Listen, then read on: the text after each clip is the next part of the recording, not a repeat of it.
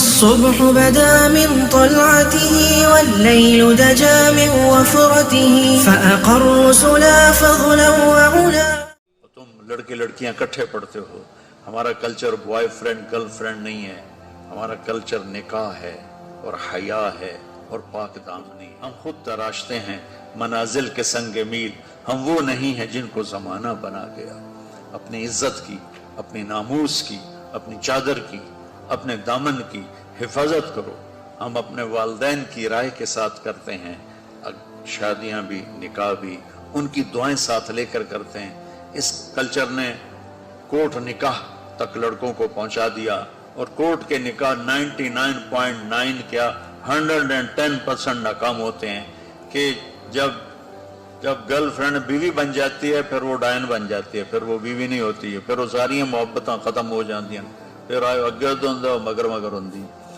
تو وہ محبت جو شادی کے بعد پیدا ہوتی ہے وہ اصل محبت ہوتی ہے، وہ اصل پیار ہوتا ہے. لہذا بچوں میں آپ کو نصیحت کرتا ہوں اپنی تہذیب کو، ہماری مشرقی تہذیب نہیں، ہماری اسلامی تہذیب، ہماری مشرقی اقدار نہیں، ہماری ایمانی اقدار، ہماری ویلیوز ہیں.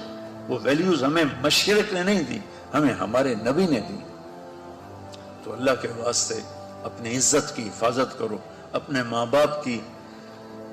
ہاں اللہ نے آپ کو اختیار دیا ہے پسند ناپسند کا، اس حد تک کوئی منع نہیں ہے، لیکن آخر تک ماں باپ کو ٹھکرا کے چلے جانا، اس ماں کو ٹھکرا دینا جس کی چھاتیاں لٹک گئیں تمہیں دودھ پلاتے پلاتے، اس ماں کو ٹھکرا دینا، یہ ظلم کبھی نہ کرنا، ورنہ کبھی ہرے نہیں ہو، کبھی سبزہ نہیں آئے گا، کبھی ہریالی نہیں آئے گی، کبھی خوشی نہیں دیکھو گی.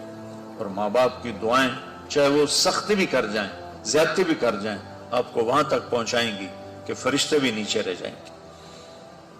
اور بچے ہو، ایک دوسرے سے لڑائی بھی ہوگی، ایک دوسرے سے تمہارا بول چال بھی بند ہوگا، تو میری آخری گزارش یہ ہے کہ یہاں اٹھنے کے بعد صلح کر لیں. یہ بچیوں سے بھی کہتا ہوں، کئیوں کی آپس میں کھٹ پٹ ہو جاتی ہے، آپ ایک جگہ پڑھتے رہتے ہیں، کھٹ پٹ ہو جاتی ہے، بول چال بند ہو جاتی ہے، یہ میرے اللہ کو پسند نہیں، میرے نبی کو پسند نہیں. بچو ایک دوسرے کو خوش ہو کے ملو. چند دن کی زندگی ہے، مر جانا ہے، چلے جانا ہے. اصل ٹھکانہ تو اللہ آگے لانے والا ہے جس کا نام جنت ہے.